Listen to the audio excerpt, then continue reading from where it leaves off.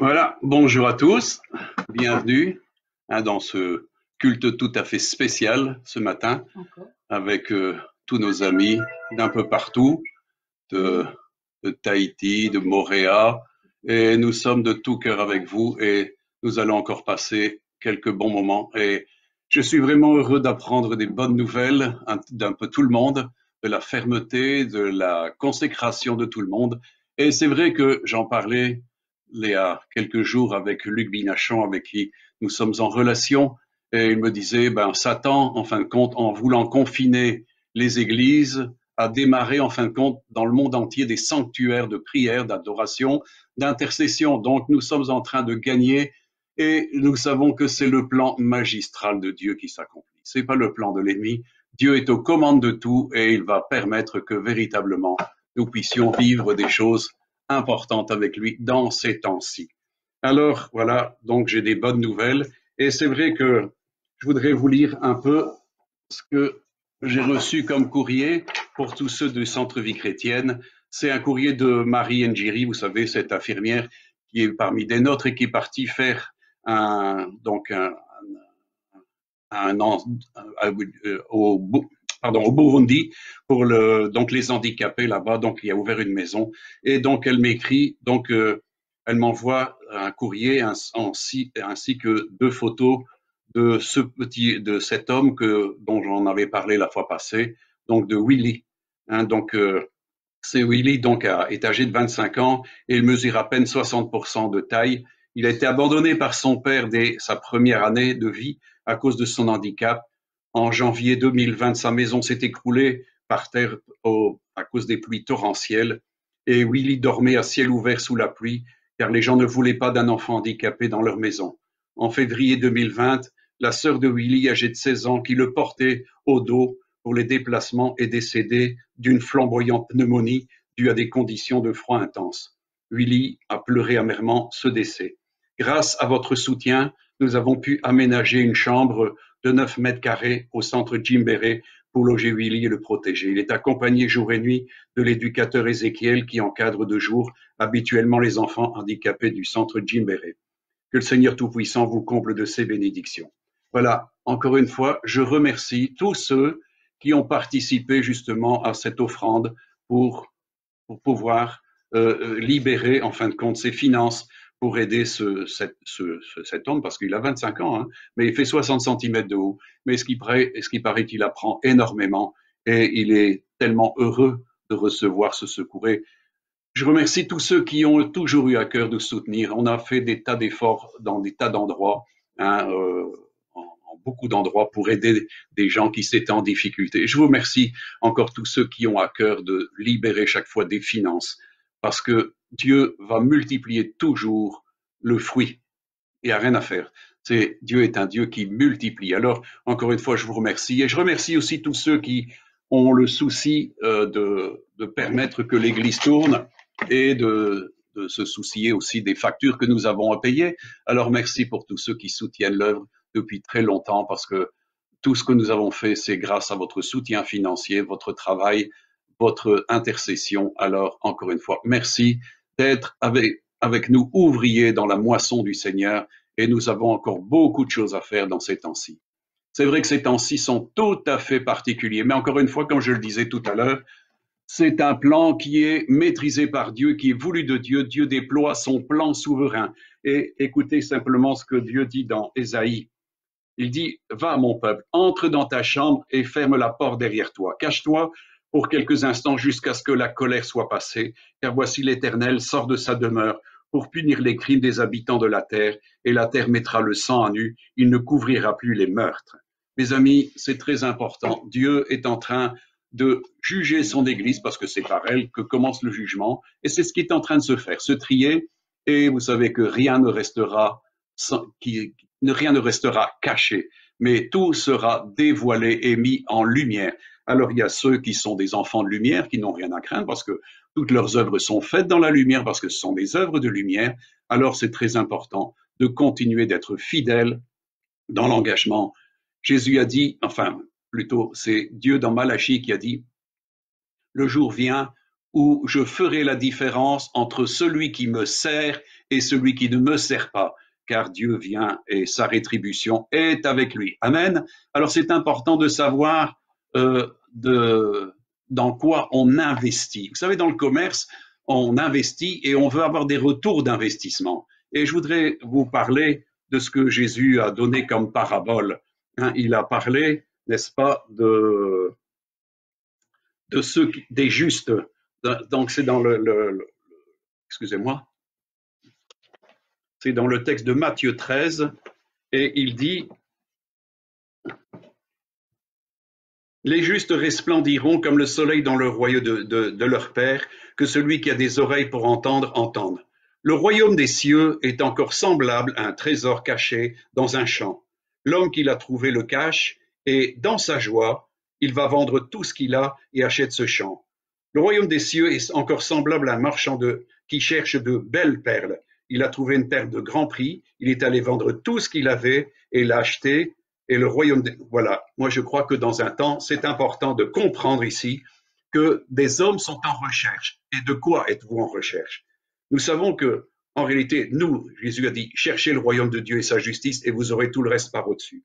Et ici, il nous est parlé dans la parabole que nous donne Jésus d'un homme qui cherche quelque chose de valeur. Il parle d'un trésor et il nous dit que quand il sait qu'il est dans ce terrain, eh bien, il le cache parce qu'il ne veut pas qu'un autre puisse le lui dérober. Ensuite, il vend tout ce qu'il a pour l'acheter parce qu'il sait que c'est important et il est prêt à investir en réalité toute sa vie, tout ce qu'il possédait dans cet achat pour posséder ce trésor. Et de même, il continue avec cette dimension de celui qui cherche des belles perles. Les amis, j'ai eu l'occasion avec Roby d'aller à Tahiti et là, j'ai rencontré Gilbert Luigne, j'ai rencontré aussi Thierry Madeleine et c'est toutes ces deux personnes qui travaillent dans les huîtres perlières, dans les fermes perlières et j'ai eu l'occasion de m'entretenir avec eux et j'ai eu l'occasion aussi de voir là-bas à Tahiti les plus belles perles du monde. Et c'est vrai que c'est les plus belles. Il n'y a pas de perles qui équivalent ceux qui sont là-bas en Polynésie, à Tahiti, dans les fermes perlières. Et mes amis, nous voyons ici qu'il y a des gens qui sont en recherche. Mes amis, à quoi êtes-vous intéressés? Dans quoi voulez-vous vous investir? Parce qu'il est parlé dans ces deux cas dont nous parle Jésus, de la dimension d'investir tout ce qu'il a. Il est dit les deux sont allés vendre tout ce qu'ils avaient pour acheter ce qui était l'objet de leur intérêt. Mes amis, on est dans un temps où beaucoup de gens cherchent des intérêts divers. Mais mes amis, il est dit de ne pas mettre son cœur dans des trésors qui ne font que passer ici. Et il est important de s'investir dans des choses qui sont durables. Je vois actuellement sur le net beaucoup, au travers de la crise qui se dessine, des actions qui sont faites pour enseigner les gens dans les actions boursières afin de s'enrichir même dans ces temps de problèmes. Les amis, est-ce que vous êtes de ces personnes-là ou est-ce que vous êtes de ceux qui cherchaient le royaume et investissez votre vie? Jésus a dit très clairement, celui qui veut garder sa vie la perd et celui qui la perd la gagne.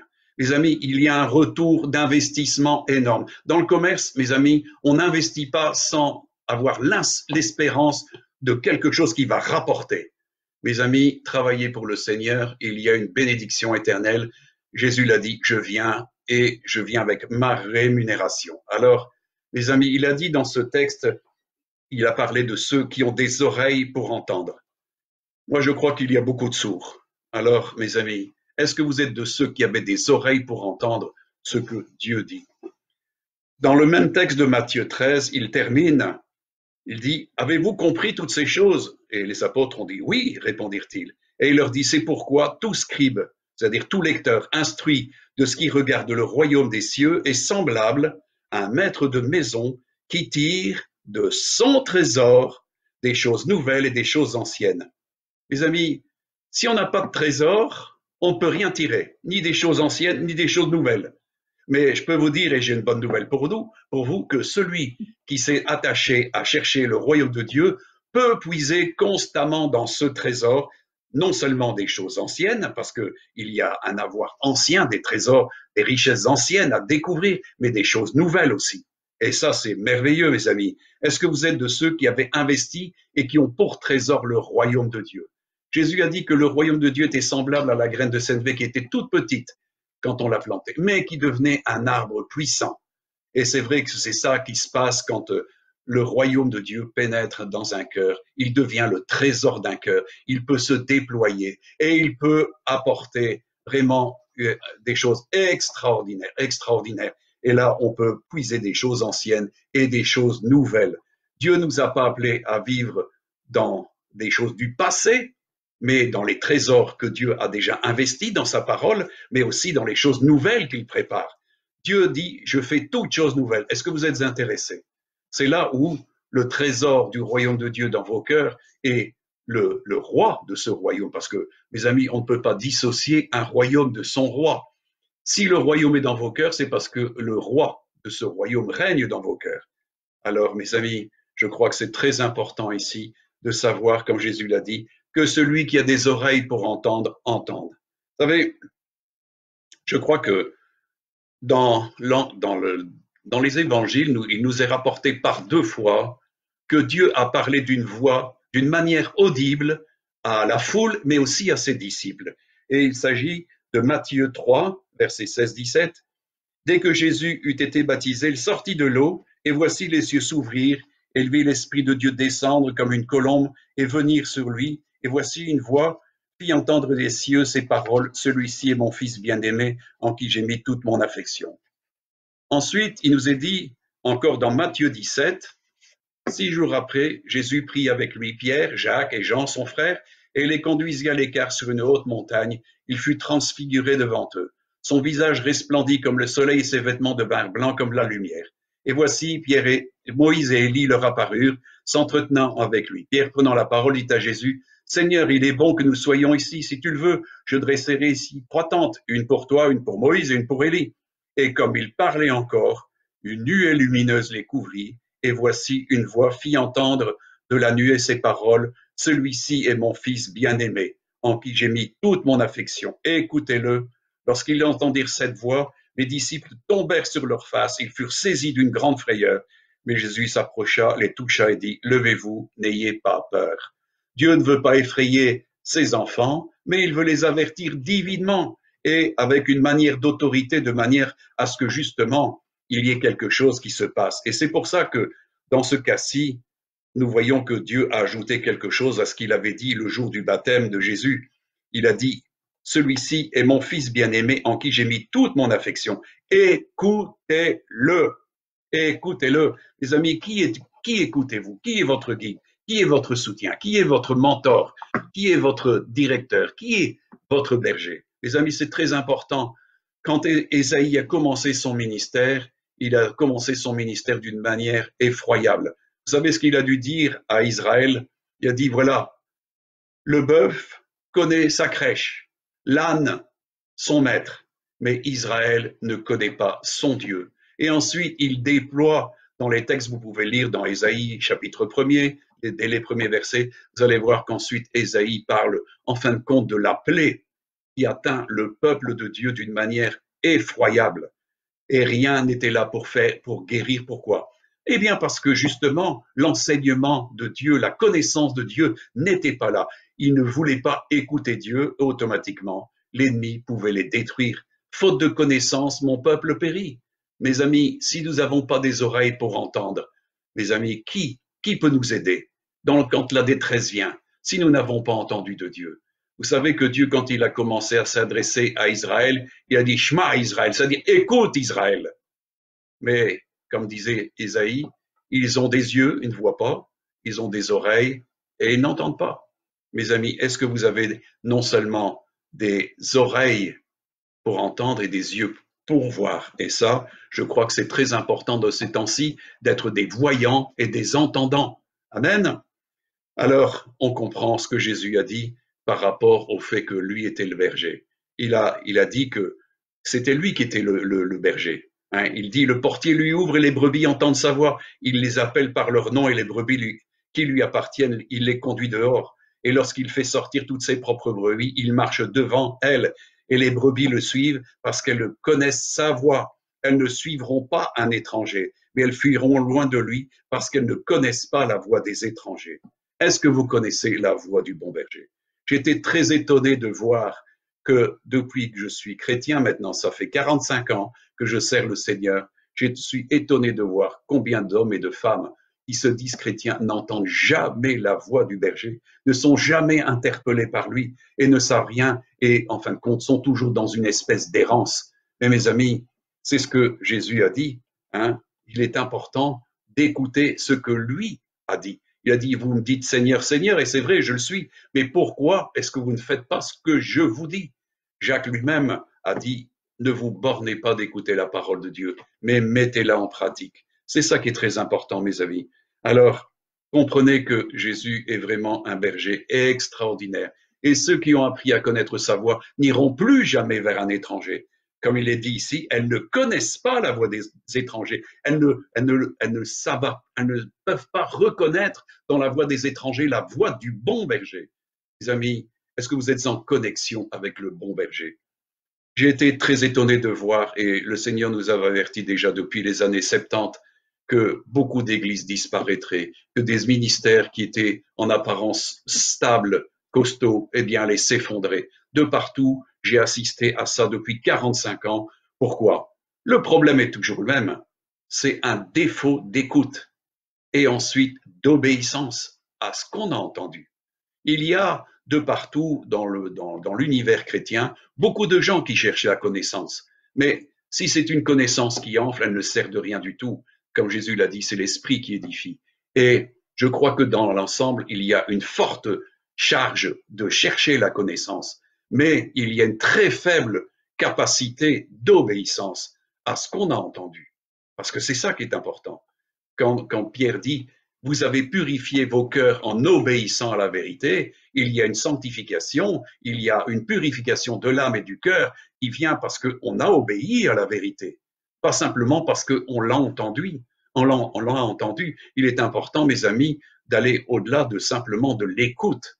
Il faut comprendre et mettre en pratique ce que nous avons entendu. Et mes amis, c'est toujours libérateur d'une grande puissance. Mes amis, la qualité de l'écoute est liée à un désir d'obéir qui va produire des miracles. On sait que, par exemple, hein, à Cana, eh bien, on sait qu'à Cana, Jésus était allé avec ses disciples et Marie était là. Et on sait qu'il n'y avait plus de vin. Et Marie s'est inquiétée de ce qu'il n'y avait plus de vin. Elle s'est adressée à Jésus et Jésus avait l'air de la rabrouer un petit peu. Néanmoins, vous voyez, elle connaissait qui était son fils et il savait qu'il était tout puissant. Et il nous est dit qu'elle s'est adressée aux serviteurs qui étaient là et qui faisaient le service. Elle leur a dit, faites tout ce qu'il vous dira. Mes amis, Jésus s'est adressé aux serviteurs. Ils ont rempli les vases de pierre d'eau qui a été changé en vin. Et on sait qu'en réalité, à la fin de cet événement, il nous est dit, tel fut à Cana, en Galilée, le premier des miracles que fit Jésus. Il y manifesta sa gloire et ses disciples crurent en lui. Amen. Mes amis, une grande bénédiction a été faite. Pourquoi? Parce que des hommes ont entendu ce que Jésus a dit et ils l'ont fait. Quand nous commençons à obéir à ce que Jésus dit, eh bien, les choses vont produire de la gloire, produire du miracle, produire des choses surnaturelles.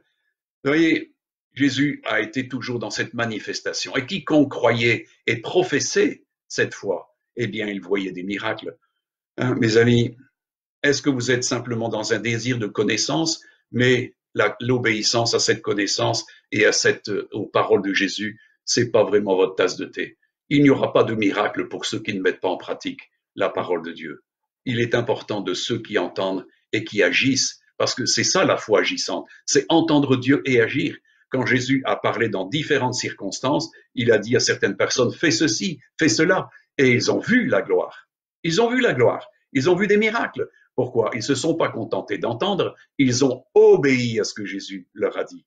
Les amis, quand on voit dans ce merveilleux passage où il nous est parlé du miracle de la résurrection de Lazare, Il nous est dit dans ce passage de Jean 11, il nous est dit, Jésus, frémissant de nouveau en lui-même, se rendit au sépulcre. C'était une grotte et une pierre était placée devant. Jésus lui dit, ôtez la pierre.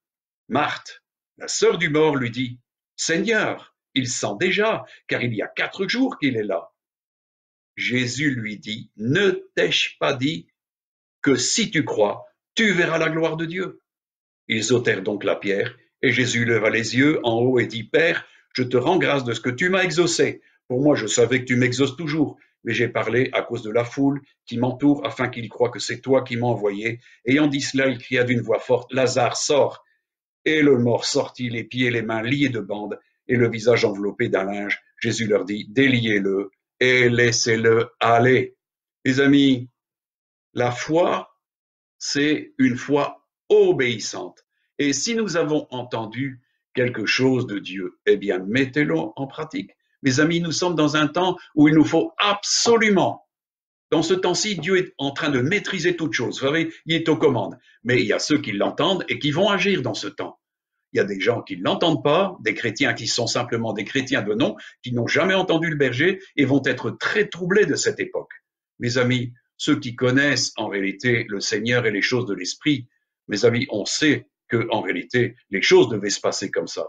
Vous savez, quand moi, j'en parlais dernièrement justement à Luc Binachon, quand j'ai été appelé au Seigneur pour faire un réveil, déclencher un réveil, j'étais rempli d'une boule de feu. Et pendant les premiers temps, j'ai travaillé à comprendre ce que c'était que le réveil. Mais j'ai très vite compris que, en réalité, s'il n'y avait pas des événements qui venaient de la part de Dieu, et je faisais part à Luc justement de ce qu'en Amérique, il y a eu des fameux réveils où on appelait justement ces réveils où les gens étaient shakés, c'est pour ça qu'on les appelait les shakers. Hein, ils étaient secoués par le Seigneur, secoués par l'Esprit. Et il y avait vraiment un réveil, ils étaient réveillés, ils étaient vraiment remplis du Saint-Esprit et ils vivaient d'une manière sainte. Mes amis, je crois que nous sommes dans un temps où justement, il y a quelque temps de ça, je disais, Seigneur, c'est pas possible, tout est figé, tout est fossilisé, tout est sec, il n'y a rien qui bouge. Seigneur, on essaie de faire toutes sortes de choses. On a vu quelques vagues de l'esprit, on a vu des temps de réjouissance, on a vu des temps de rafraîchissement et on est heureux de les avoir vécus parce que ça nous a fait du bien. Mais c'était comme des pluies, c'était comme une pluie qui annonçait l'orage, c'était quelques gouttes. Mais je crois que maintenant est venu le temps d'une pluie qui s'appelle la pluie de l'arrière-saison. Et aussi, ceux qui sont dans l'esprit ne sont pas du tout ébranlés par ce qui est en train de se faire, parce que Dieu a dit qu'il ébranlerait. Et moi, je crois qu'il est en train de sérieusement ébranler les choses. Et il y a ceux qui se tiennent fermes, il y a ceux qui se tiennent dans la foi, il y a ceux qui marchent dans l'esprit et qui savent qu'ils ont un rôle à jouer dans ce temps-ci. Dieu a préparé un reste fort. La véritable Église qui n'est pas très apparente, mais avec des gens qui ont du cœur pour le Seigneur, qui aiment la vérité et qui obéissent en tout temps à la parole de Dieu, qui obéissent en tout temps à l'Esprit, qui sont soumis à l'Esprit et qui sont conduits par l'Esprit de Dieu. Moi, je crois, et ces gens-là vont voir. Mes amis, il nous est dit que l'Église qui va aller s'élever vers le Seigneur sera glorieuse. Dieu nous appelle dans des œuvres glorieuses. Paul l'a dit, Christ en vous, c'est l'espérance de la gloire. Et je crois que des temps de gloire, les amis, c'est très important. Alors, mes amis, comprenons qui est celui que nous écoutons. C'est Jésus. Et il nous est dit dans Jean 3, 35, c'est Jésus qui parle, le Père aime le Fils et il a remis toutes choses entre ses mains. Est-ce que vous comprenez ce que cela veut dire? Toutes choses sont entre les mains de son Fils. Et dans Jean 13, verset 3, il dit, Jésus qui savait que le Père avait remis toutes choses entre ses mains et qu'il était venu de Dieu et qu'il s'en allait à Dieu. Les amis, toutes choses étaient entre les mains. Dieu, le Père, a remis toutes choses entre les mains de son Fils. Et on sait que Jésus, après être ressuscité, il a dit, voilà, tout pouvoir m'a été donné dans les cieux et sur la terre. Que croyez-vous qu'il se fasse ici? Que tout est en réalité sous le contrôle du Seigneur. Il est Seigneur des cieux et de la terre, mes amis. Il a reçu toute autorité et il est en train de travailler. Il s'est assis à la droite du Père et il est en train de purifier les Lévites. Il est en train de purifier son Église, de la nettoyer. Alléluia. Et tous ceux qui le veulent et qui cherchent la sanctification, la purification, la régénération, se réjouissent de ce temps-ci. Parce que Dieu est en train de faire des belles choses pour son Église. Mes amis, je voudrais encore vous citer quelque chose. Et à quel homme Dieu aurait pu dire une telle chose? Il dit dans Ésaïe 51, les versets 15 et 16, « Je suis l'Éternel ton Dieu, qui soulève la mer et fait mugir ses flots. L'Éternel des armées est son nom. » Et il dit ensuite, « Je mets mes paroles dans ta bouche et je te couvre de l'ombre de ma main pour étendre de nouveaux cieux et fonder une nouvelle terre, et pour dire à Sion, tu es mon peuple. » Mes amis, à quel homme Dieu a-t-il pu dire un jour cela? Qui a l'autorité que Dieu donne d'étendre de nouveaux cieux et fonder une nouvelle terre? Mes amis, on sait que Jésus va faire toutes choses nouvelles. Il vient bientôt et c'est le renouvellement de toutes choses. Le monde est très effrayé, les écolos, tout ça, on est étonné de voir en fin de compte tout ce qui est en train de faillir, tout ce qui est en train de se corrompre. Vous savez que celui qui vient, en réalité, a la puissance d'étendre des nouveaux cieux et fonder une nouvelle terre. Le renouvellement de toutes choses est proche, mes amis. Le millénium est proche. La gloire du Seigneur va resplendir sur toute la terre et il n'y aura plus qu'un seul Seigneur, un seul royaume, mes amis. Et c'est très important. Et ça vient de l'autorité du Père qui a délégué et qui a mis entre les mains de son Fils toute autorité. À quel homme peut se vanter de savoir que Dieu a étendu sa main sur lui, courir de l'ombre de sa main pour étendre de nouveaux cieux et fonder une nouvelle terre? Les amis, pourquoi parle-t-il de nouveaux cieux? Eh bien, parce qu'on sait qu'actuellement, Satan est dans le deuxième ciel, c'est-à-dire dans l'environnement physique de la terre. Le premier ciel, c'est la terre. Le deuxième ciel, c'est l'endroit où évoluent les esprits. Et le troisième ciel, c'est l'endroit où se trouve Dieu. Les amis, il va étendre des nouveaux cieux. Pourquoi? Parce que dans cette étendue du deuxième ciel, il ne se trouvera plus jamais un démon. Parce que si vous lisez Éphésiens, vous verrez que Jésus va réunir la terre et les cieux. Donc, il n'y aura plus cette dimension des cieux néfastes, c'est-à-dire du prince de la puissance de l'air qui agit dans les fils de la rébellion. Ça sera terminé. C'est les nouveaux cieux. Le deuxième ciel sera un endroit purifié. La terre sera tout à fait nouvelle. Et les cieux et la terre sera entièrement régénérée, renouvelée, sanctifiée, purifiée. Est-ce que ça peut vous encourager, ce que je vous dis? Parce que moi, ce sont des puissants encouragements que je trouve dans la parole de Dieu. Mes amis, c'est ce qui nous permet d'espérer et de combattre. Parce que, est-ce que vous voulez voir ce temps-là? Jésus a dit, faites tout pour avoir avoir part à la gloire du siècle qui vient. Ce siècle, c'est un millénium, mes amis. Alors, prenons courage et ne nous laissons pas distraire par toutes sortes de choses et n'écoutons pas n'importe quel vent d'enseignement parce que c'est terrible. Mes amis, quand Dieu parle encore, il dit dans Ésaïe 49, « C'est peu que tu sois mon serviteur pour relever les tribus de Jacob et pour ramener les restes d'Israël. Je t'établis pour être la lumière des nations, pour porter mon nom et mon salut jusqu'aux extrémités de la terre. Ainsi parle l'Éternel, le Rédempteur, le Saint d'Israël, à celui qu'on méprise, qui est en horreur au peuple, à l'esclave des puissants, des rois le verront. Ils se lèveront des princes et ils se prosterneront à cause de l'Éternel, qui est fidèle, du Saint d'Israël qui t'a choisi. » Mes amis, c'est ça, c'est Dieu qui a choisi, c'est lui, c'est son serviteur, c'est son serviteur. Et mes amis, il dit, c'est peu que tu sois mon serviteur pour relever les tribus de Jacob. Mes amis, Dieu a un projet énorme au travers de son Fils. Il est l'alpha, l'oméga, il est le commencement à la fin, et toutes choses ont été faites en lui, par lui et pour lui. Alléluia. Et on sait que dans Ésaïe, mes amis, il y a aussi moi j'aime bien le prophète Ésaïe parce que j'ai vu l'authenticité de ce qu'il prophétisait d'une manière tellement scripturaire. Dans Ésaïe 52, il nous est dit que qui a cru? Qui a cru? Et il est dit, voici, mon serviteur prospérera. Il montera, il s'élèvera bien haut, de même qu'il était pour plusieurs un sujet d'effroi, tant son visage était défiguré, tant son aspect différait de celui des fils de l'homme. De même, il sera pour beaucoup de peuples un sujet de joie. Devant lui, des rois fermeront la bouche, car ils verront ce qui leur avait point été raconté. Ils apprendront ce qu'ils n'avaient point entendu. Et il est dit, qui a cru à ce qui nous était annoncé? Qui a reconnu le bras de l'Éternel?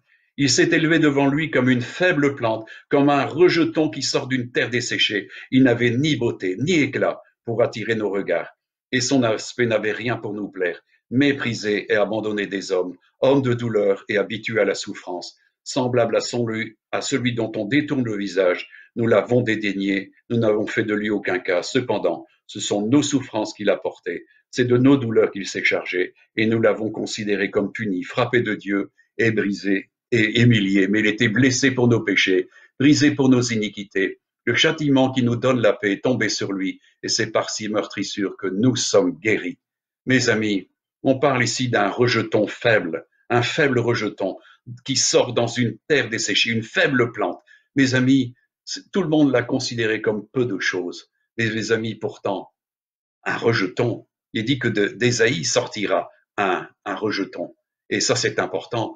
Mes amis, un peu plus loin, je voudrais vous reprendre encore dans Jérémie. Voici les jours viennent, dit l'Éternel, où je susciterai David un germe juste. Il régnera en roi et prospérera. Il pratiquera la justice et l'équité dans le pays. C'est Jérémie 35, 5. Et encore dans Zacharie 3, 8, il lui dit, écoute donc Josué, souverain sacrificateur, toi et tes compagnons qui sont assis devant toi, car ce sont des hommes qui serviront de signe. Voici, je ferai venir mon serviteur le germe, le rejeton, une faible plante. Qui a pu reconnaître? Qui? Mes amis, comme l'Écriture, on l'a vu la semaine passée, il est abaissé en dessous des anges, en dessous de tout. Mais il a été élevé souverainement et il a reçu une gloire que personne ne peut recevoir. Il était, nous le voyons maintenant, couronné de gloire, dit l'Écriture. Mes amis, ça c'est le germe, c'est le rejeton, c'est la faible plante. Vous savez, il nous est dit encore dans Ésaïe, ce texte ici qui est vraiment merveilleux pour moi, dans Ésaïe 4, les versets 2 et 3. En ce temps-là, le germe de l'Éternel aura de la magnificence et de la gloire, et le fruit du pays aura de l'éclat et de la beauté pour les réchappés d'Israël, et les restes de Sion, les restes de Jérusalem seront appelés saints. Quiconque à Jérusalem sera inscrit parmi les vivants. Mes amis, le germe de l'Éternel aura de la magnificence. Son règne sera glorieux, magnifique, avec une réelle puissance comme personne n'en a eu. Est-ce que vous comprenez, mes amis, la dimension du germe? Vous savez, un germe détient une ADN extraordinaire. C'est-à-dire que, si je prends un petit peu symboliquement, si vous regardez un pépin de pomme, combien y a-t-il de pommes dans un pépin de pomme? Vous ne sauriez pas le citer, tellement ça peut être innombrable. Et c'est ça, c'est la génétique, simplement naturelle. Mais quand on parle d'une génétique spirituelle, c'est ça qu'il il va donner de l'accroissement au royaume. Mes amis, c'est ça qui est important. Ce germe va donner de l'accroissement. Et il dit que ce germe, qui est Jésus, aura de la magnificence. À quoi voulez-vous avoir part? À la gloire? Il nous est dit que quand Christ, notre gloire, paraîtra, nous paraîtrons aussi dans la gloire. Et ça, c'est quelque chose d'extraordinaire parce que Dieu a appelé des fils et des filles à la gloire. Et mes amis, beaucoup de gens sont en train de perdre cette dimension glorieuse. Beaucoup de gens ne sont pas sérieux et vont se retrouver bientôt secs de tout parce que le Seigneur est en train de trier son peuple. Et il est important de comprendre en qui nous investissons notre vie. Jésus a parlé tout à l'heure d'investir tout ce que nous avons pour avoir le trésor, c'est-à-dire le trésor, c'est le Christ avec le royaume de Christ. Amen. La vie avec Christ, la vie éternelle, le Saint-Esprit, le Père, tout ça constitue notre héritage et constitue notre trésor. Mes amis, si vous reniez votre héritage, qu'est-ce qu'il vous reste encore? Nous avons tout en héritage. Dieu a fait de nous les héritiers, ses héritiers et co-héritiers avec Christ. Alors comprenez l'importance de celui qui est le germe et qui aura de la magnificence. Mes amis, nous partagerons la gloire du Tout-Puissant Jésus. Oh, mes amis, qu'est-ce que ça me réjouit de savoir cela. Et je veux y avoir part, pas vous? Moi, je veux y avoir part. C'est quelque chose d'extraordinaire. Mes amis, c'est vrai que c'est pas grand-chose. Ésaïe parle encore d'un rameau sortira du tronc d'Ésaïe. Et Jésus est né de la descendance de David. David, c'était le fils d'Isaïe, et de sa descendance viendra le Christ, mes amis. C'est un rameau, c'est un germe, c'est un rejeton. Oh, Est-ce que vous comprenez l'importance de participer à ce germe, à ce rejeton? Ah, c'est quelque chose de formidable, mes amis. Et alors, il nous est dit justement, dans ce passage qu'Ésaïe parle, puis un rameau sortira du tronc d'Ésaïe, un rejeton naîtra de ses racines, l'esprit de l'Éternel reposera sur lui, esprit de sagesse, d'intelligence, esprit de conseil et de force, esprit de connaissance et de crainte de l'Éternel. Il respirera la crainte de l'Éternel, il ne jugera pas sur l'apparence, il ne se prononcera pas sur un ouï-dire, mais il jugera les pauvres avec équité, et il prononcera avec droiture sur les malheureux de la terre. Il frappera la terre de sa parole comme d'une verge, et du souffle de ses lèvres, il fera mourir le méchant. La justice sera la ceinture de ses flancs, et la fidélité la ceinture de ses reins. Alors, mes amis, êtes-vous troublés par les événements qui passent? Mes amis, Jésus est aux commandes. Il sait très bien ce qu'il fait, et il a tout préparé d'avance, et il nous avertit. Amen, c'est important. Mes amis, vous savez, dans Ésaïe 30, il y a quelque chose qui a été dit et qui est important. Car ainsi a parlé le Seigneur l'Éternel, le Saint d'Israël, car c'est dans la tranquillité et le repos que sera votre salut, c'est dans le calme et la confiance que sera votre force. Mais vous ne l'avez pas voulu. Mes amis, qu'est-ce que vous voulez?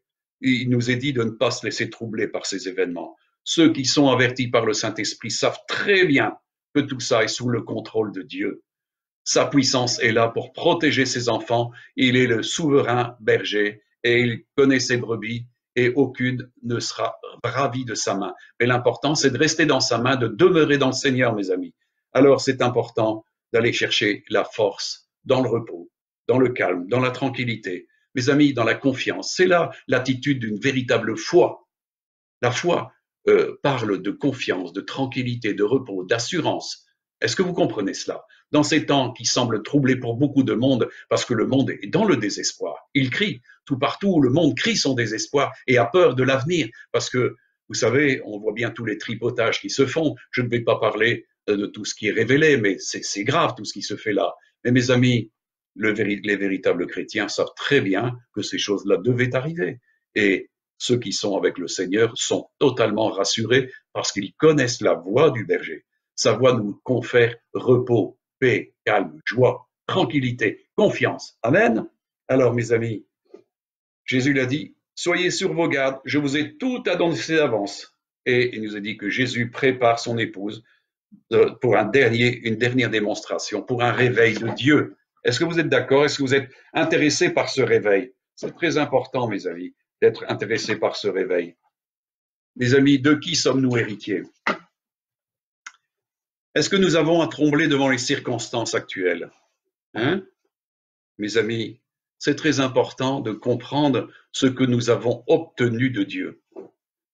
Pierre dira dans un de ses passages, c'est dans 2 Pierre, chapitre 1er, versets 1 à 4, « Simon Pierre, serviteur et apôtre de Jésus-Christ, à ceux qui ont reçu en partage une foi du même prix que la nôtre, par la justice de notre Dieu et du Sauveur Jésus-Christ, que la grâce et la paix vous soient multipliées par la connaissance de Dieu et de Jésus notre Seigneur. » Et il dit ici quelque chose d'être important. « Comme sa divine puissance nous a donné tout ce qui contribue à la vie et à la piété au moyen de la connaissance de celui qui nous a appelés par sa propre gloire et par sa vertu, lesquels nous assurent de sa part les plus grandes et les plus précieuses promesses, afin que par elles vous deveniez participants de la nature divine en fuyant la corruption qui existe dans le monde par la convoitise. » Mes amis, Dieu nous appelle au réveil et c'est ce que sous-tend ici ce discours de Pierre. Et il dit quelque chose de très important. Comme sa divine puissance nous a donné tout ce qui contribue à la vie et à la piété. Mes amis, et il le dit, c'est au moyen de sa connaissance. Qu'est-ce que vous avez entendu de Jésus? Le Père a dit, écoutez-le, celui-ci est mon Fils bien-aimé en qui j'ai mis toute mon affection. Si nous avons de la connaissance, il est dit que le Père a fait briller sur la face de son Fils toute sa connaissance, toute sa sagesse. Tout ce qui peut être connu de Dieu est en Christ. Alors, nous avons, par sa divine puissance, Dieu nous a donné tout ce qui contribue à la vie. C'est ce qu'il nous a donné. Est-ce que vous l'avez reçu? Et est-ce que vous l'exploitez? C'est très important. Il est là, la plénitude de celui qui remplit tout et en tous. Et Pierre nous dit très clairement ici, il dit que c'est et de celui qui nous a appelés par sa propre gloire et par sa vertu, lesquels nous assurent de sa part les plus grandes et les plus précieuses promesses, afin que par elles vous deveniez participants de la nature divine en fuyant la corruption qui existe dans le monde par la convoitise. Mes amis, Dieu nous a tout donné en son Fils. Il nous a tout donné pleinement. Sa divine puissance nous a donné tout ce qui contribue à la vie. J'insiste, mes amis, en ce moment-ci, beaucoup de gens perdent la vie alors qu'en réalité, ils auraient dû recevoir cette puissance qui donne la vie. Mes amis, le combat spirituel, pour différentes raisons, m'ont conduit aux portes de la mort, plusieurs fois.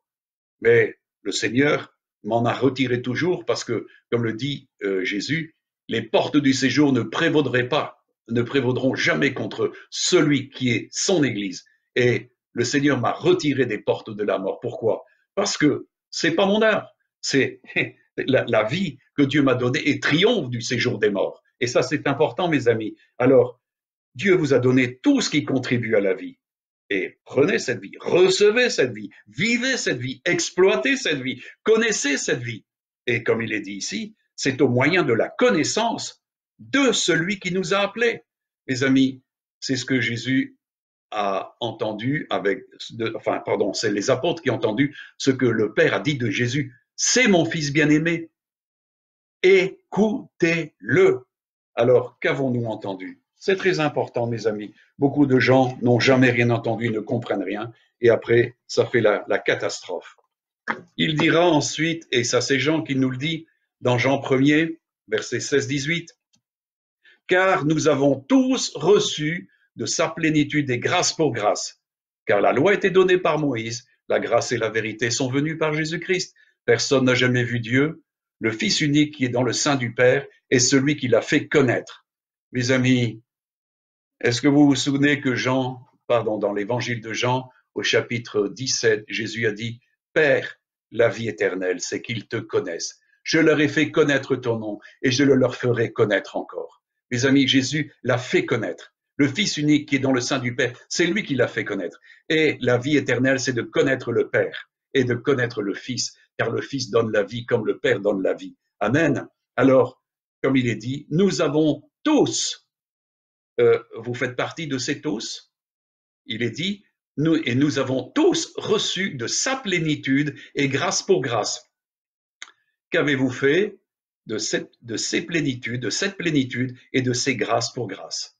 Mes amis, c'est très important de savoir que nous avons un héritage et cet héritage a été mentionné justement dans tout ce que Jésus nous a dit dans sa parole.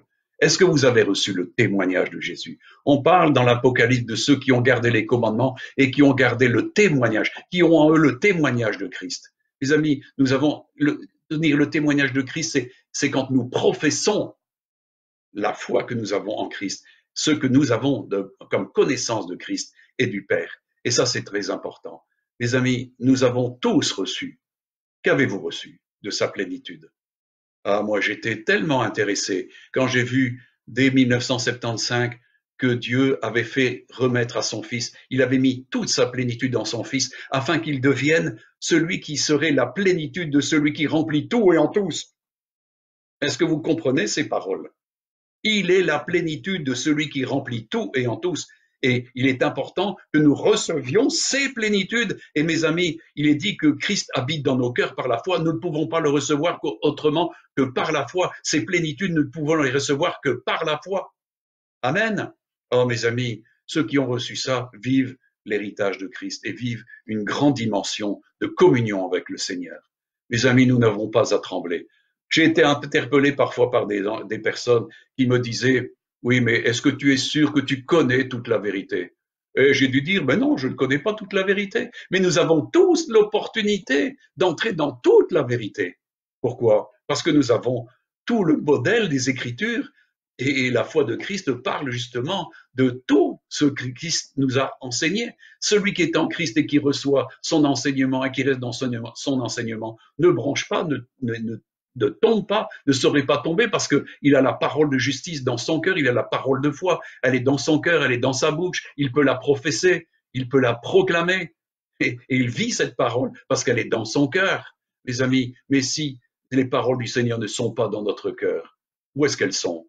C'est pas simplement une notion. Vous savez, dans la dimension commerciale, on parle que les notions ne suffisent pas, il faut quelque chose de factuel.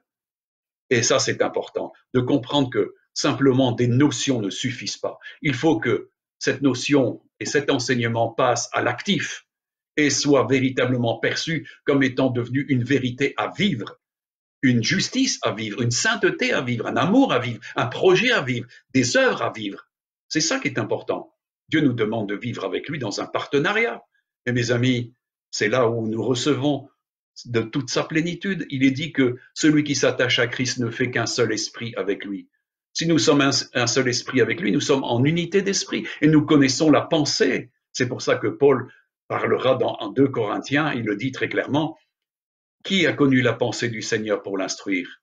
Or nous possédons la pensée du Seigneur et nous sommes instruits de la pensée du Seigneur. Celui qui reçoit la pensée du Seigneur est instruit de Dieu. Il est écrit, et Jésus l'a dit lui-même, les prophètes ont dit, ils seront tous instruits de Dieu.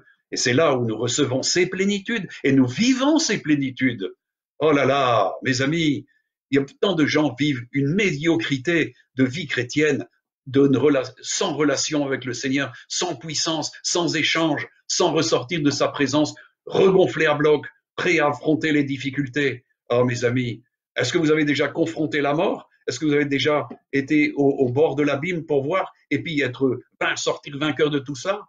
Mes amis, ceux qui ont la foi sortent vainqueurs de tout cela parce que Christ est en eux et ils ont la foi, et ils ont l'épée de l'esprit, ils ont la parole de Dieu et ils peuvent combattre. Ah, mes amis, ils ont un bouclier, ils ont une armure. Alors, ceux-là vivent ces plénitudes. Mes amis, est-ce que vous voulez vivre ces plénitudes ou est-ce que vous voulez vivre la médiocrité de certains qui se disent chrétiens et dont on ne voit jamais des fruits valables? L'arbre, on le reconnaîtra toujours aux fruits, mes amis. Un bon arbre ne peut pas porter de mauvais fruits et un mauvais arbre ne peut pas porter de bons fruits. On les reconnaît aux fruits. Amen. Alors, mes amis, il nous a donné, nous avons reçu. Que faisons-nous de ces dons précieux? Il nous est dit qu'il a été abaissé en dessous de tout, mais il a été élevé en gloire et il a fait des dons aux hommes et il a donné les uns comme apôtres et les autres comme prophètes. Il a donné toute la structure de l'Église. Mes amis, j'ai entendu des propos qui me sont totalement insupportables. Certains ont dit au travers de ces dimensions tragiques que, en fin de compte, on devait jeûner l'Église. Mes amis, jeûner le projet de Dieu. C'est le projet de Jésus de construire, de bâtir son Église. Mes amis, on peut être pendant tout un temps, être dans l'incapacité d'aller dans des murs qui sont des temples, mais qui ne sont pas l'Église. L'Église, c'est nous. Jésus a dit que là où 2 ou 3 sont assemblés, je suis au milieu d'eux, c'est l'Église. Et nous savons que nous sommes en communion, mutuellement en communion avec le Seigneur, avec le Fils, avec le Père, dans la lumière, parce que nous sommes en communion. Il y a une communion de l'Église qui est dans les lieux célestes, mes amis. Nous ne sommes plus des citoyens d'ici, mais citoyens des cieux, gens de la maison de Dieu, et nous nous rassemblons dans les lieux célestes. Et c'est pour ça que de partout, actuellement, il se fait des sanctuaires. Mais mes amis, ce temps de confinage va cesser, et je crois que le Seigneur m'a montré d'ailleurs des projets ici pour l'Église, et croyez bien, ce bâtiment va encore servir. Certains pensent que c'est fini. Non, non, non, non, non, non. Nous avons encore quelque chose à faire, et si pour un temps nous sommes sans les murs, mes amis, nous sommes toujours l'Église. L'Église n'est pas constituée de murs, mais d'hommes et de femmes qui sont nés de nouveau, remplis du Saint-Esprit, et dont Jésus est leur chef. C'est lui le chef de l'Église. C'est lui l'Église. C'est lui qui donne à l'Église toute sa force, toute sa puissance, et comme ça, c'est pour ça que nous avons tous reçu de sa plénitude. Et il a donné, et il a fait des dons aux hommes. Il a fait des dons à l'Église. Amen. Alors, mes amis, est-ce que vous êtes, comme nous l'avons lu tout à l'heure, comme Jésus l'a dit, c'est pourquoi tout scribe instruit de ce qui regarde le royaume des cieux est semblable à un maître de maison qui tire de son trésor des choses nouvelles et des choses anciennes. Ah, mes amis, c'est terrible. Jésus nous permet d'avoir un trésor extraordinaire. Est-ce que vous avez amplifié ce trésor? Est-ce que vous avez recherché ce trésor? Et est-ce que vous avez payé le prix de ce trésor? C'est ça qui est important, les amis, c'est de continuer d'avoir ce trésor et d'exploiter ce trésor. Jésus nous a tout annoncé d'avance et il nous a donné l'Esprit Saint car il a dit une chose, j'ai encore beaucoup de choses à vous dire, mais vous n'êtes pas capable de les supporter. Mais le Saint-Esprit, quand il viendra, il vous enseignera toutes choses. Alors mes amis, soyez avec des oreilles spirituelles. L'homme charnel ne comprend rien aux choses de l'Esprit. Il ramène toujours tout à la dimension du religieux, de la tradition, de la sagesse humaine. Mais mes amis, nous ne dépendons pas d'une sagesse humaine. Paul dira très bien dans son épître, c'est une sagesse que nous prêchons parmi les parfaits, sagesse qui n'est pas de ce monde. Mes amis, nous prêchons la sagesse cachée et riche de Dieu, la puissance de la sagesse de Dieu. Christ a été fait pour nous, sagesse. Il nous donne sa sagesse, il nous donne sa révélation. Alors, est-il ce roi qui vous donne de la sagesse en ce moment-ci et qui vous permet d'être calme, confiant, dans le repos, dans la foi, dans la fermeté? Moi, je remercie tous ceux qui m'ont remonté avec des coups de téléphone et m'ont montré qu'en réalité, ils étaient dans la fermeté, ils étaient dans l'assurance, ils savaient bien que on était en train de combattre le bon combat de la foi et de rester ferme parce que des choses puissantes viennent de la part de Dieu. Vous savez, l'Église a encore à jouer un rôle extraordinaire dans ce temps parce qu'il nous est dit que l'Église va démontrer la sagesse infiniment variée de Dieu encore dans ce temps-ci. Pourquoi? Parce que toute la création soupire après cette sagesse-là. Toute la création soupire pour avoir part à la rédemption des fils de Dieu et la révélation des fils de Dieu qui démontre la sagesse infiniment variée de Dieu. Est-ce que vous êtes de cela? Mes amis, ce matin, je vous ai interpellé au travers de tous ces textes, et c'est important de se référer aux textes qui sont annoncés. Encore une fois, le germe aura de la magnificence, mais ce germe nous a parlé, et il nous parle encore par son esprit. Qu'entendez-vous de Dieu? Jésus a dit à chaque église dans l'Apocalypse, écoutez ce que l'Esprit dit à l'Église. L'Esprit parle aux églises, à son Église. Je ne parle pas d'églises qui sont simplement religieuses, ça ne veut rien dire. Il y a plein d'églises qui se disent chrétiennes, dont l'Esprit Saint est vite parti. Il ne reste pas là-dedans. Il y a ceux qui aiment le Seigneur et qui font prévaloir la sanctification, l'obéissance, la vérité, la marche par l'Esprit, en étant désireux de se sanctifier, de se purifier, d'être régénéré et de marcher d'une manière digne du Seigneur. Ceux-là cherchent la gloire. Et nous savons que ceux-là participeront à la gloire du germe. Le germe aura de la magnificence. Est-ce que vous comprenez ça? Pourtant, c'est un petit germe, un rejeton, une faible plante, et dans une terre desséchée, et personne n'accordait du crédit à ce petit germe, à ce petit rejeton. Et vous, quel crédit apportez-vous à celui qui va resplendir et qui va remplir de sa gloire les cieux et la terre, mes amis? Est-ce que vous comprenez à qui nous avons affaire? De qui vous dépendez? Et de quel héritage vous avez reçu? Mes amis, il est important de mettre tout ça en exercice et d'être ferme en ce temps-ci. C'est pas le moment de lâcher. C'est pas le moment de se retirer. Mes amis, la parole de Dieu parle de ceux qui sont infidèles sans cause. Et c'est dramatique quand des gens sont infidèles sans cause, parce qu'ils n'ont pas vu tout ce que Dieu leur a fait. Il est important, et moi je me souviens d'un chant qui disait, quand le vol de la tempête vient assombrir ton ciel bleu, au lieu de baisser la tête, compte les bienfaits de Dieu. Et tu verras, en adorant, que le nombre en est grand. Alors mes amis, comptez les bienfaits de Dieu, comptez tout ce que Dieu a fait pour vous, et ne soyez pas infidèles stupidement. J'en ai vu trop perdre leur appel, perdre leur vocation pour des bricoles, pour des choses qui vraiment ne valaient pas la peine. Mes amis, votre destinée est éternelle, est en jeu. Et c'est là où il y a ceux qui comprennent la gloire à venir et qui font tout, comme Jésus a dit, faites tout pour avoir part à la gloire du siècle qui vient. Le siècle-là vient. Jésus vient bientôt avec les anges de sa gloire. Est-ce qu'il va vous trouver? Mes amis, les élus vont être rassemblés bientôt. Nous avons un temps de réveil qui vient et c'est un temps où Jésus sanctifie son Église, la crible. Il n'y a rien à faire. La paille ne passera pas l'éternité. Il n'y a que le bon grain qui va rentrer.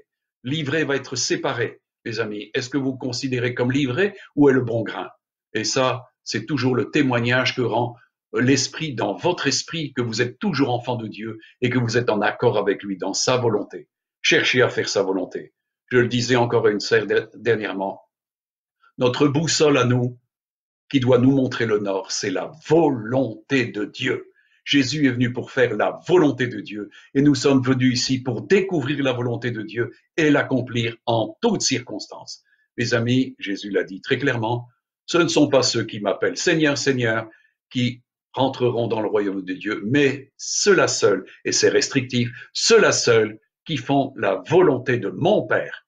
C'est pas une option facultative, c'est une option définitive, un choix définitif. Dans quoi investissez-vous votre vie? Dans quoi? On l'a vu dans la parabole du trésor caché, de la perle, la personne est prête à tout investir, tout investir.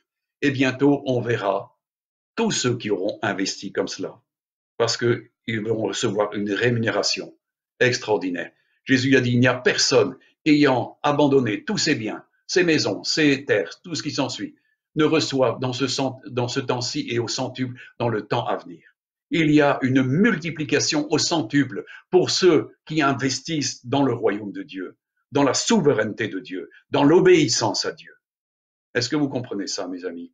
Voilà, je vais arrêter ici et je vous souhaite à tous d'être fermes, de rester dans la foi et d'avoir des échanges vraiment avec le Seigneur qui soient fructueux. On n'est jamais seul avec le Seigneur. Vous savez, moi j'ai travaillé dans des chantiers où j'étais entrepreneur et parfois les gens me disaient « Oh, je vais vous mettre la radio parce que vous êtes tout seul. » Je dis « Non, gardez votre radio, je n'ai rien besoin d'entendre. J'ai une compagnie que vous ne connaissez pas, c'est celle du Seigneur. Et c'est la meilleure des compagnies parce que Dieu veut nous parler constamment. Dieu veut nous parler constamment. Il parle à ses brebis et dans ces temps-ci, il parle beaucoup à ses brebis afin que justement elles ne soient pas effrayées par ce qui se passe. Est-ce que ces paroles vous rassurent, mes amis? Moi, je sais que j'ai un excellent berger et je ne suis pas ébranlé. Et au travers de tout ce que j'ai vécu, je n'ai jamais été ébranlé parce que la voix du berger, elle est là.